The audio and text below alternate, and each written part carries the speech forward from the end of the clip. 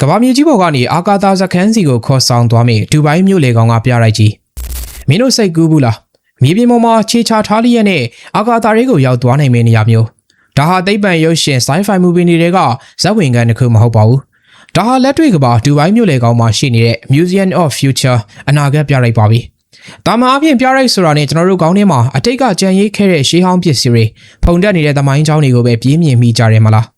ဒါပေမဲ့ဒီနေရာကတော့မတူပါဘူးသူကအတိတ်ကိုပြတာမဟုတ်ဖေးမရောက်သေးတဲ့အနာဂတ်စီကိုတင့်ကိုအချိန်ခီးသွားစက်တစ်ခုလို့ခေါ်ဆောင်သွားမယ့်နေရာပါ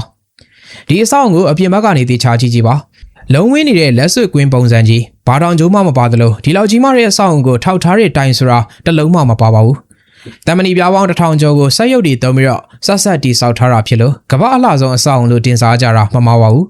ဒီအဆောင်မျက်နှာပြင်ပေါ်မှာရေးထွင်းထားတဲ့ RS လုံးလှလေးတွေကဒီတိုင်းအလားဆင်ထားတာလည်းမဟုတ်ပါဘူး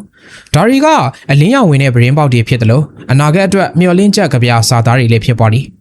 ပြီးတော့ဒီအဆောင်ရဲ့ပုံသဏ္ဍာန်မှာအဓိပ္ပာယ်၃ခုရှိပါလိအဝိုင်းပုံစံကလူသားတွေကိုကိုစားပြုတယ်စိမ့်လန်းတဲ့ကုန်းမြင့်ကကဘာမြေကြီးစိတ်ဝင်စားဖို့အကောင်းဆုံးကတော့အလေကဟာလာဟင်းလင်းဖြစ်နေတဲ့အပေါက်ပါပဲ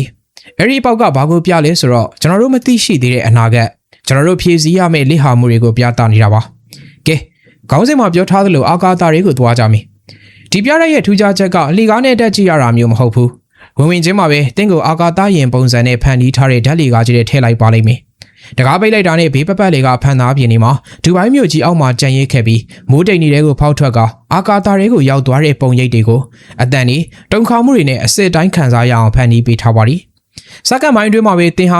2080ခုနှစ်ကဘာမြေပြင်ဘက် OSS Hope ဆိုတဲ့အာကာသယင်စခန်းကြီးစီကိုရောက်သွားပါလိမ့်မယ်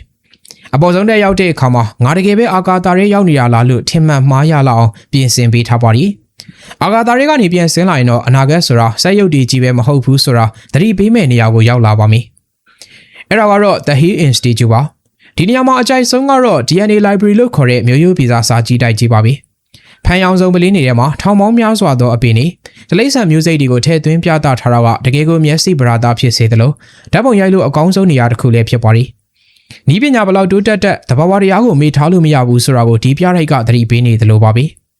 ညီကုန်းကျောင်းနေနဲ့ပြောရမယ်ဆိုရင်တော့ဒီနေရာကိုဝင်ဖို့အတွက်လက်မှတ်ခကမြန်မာငွေ3သိန်းခွဲဝန်းကျင်ပေးရပါလိ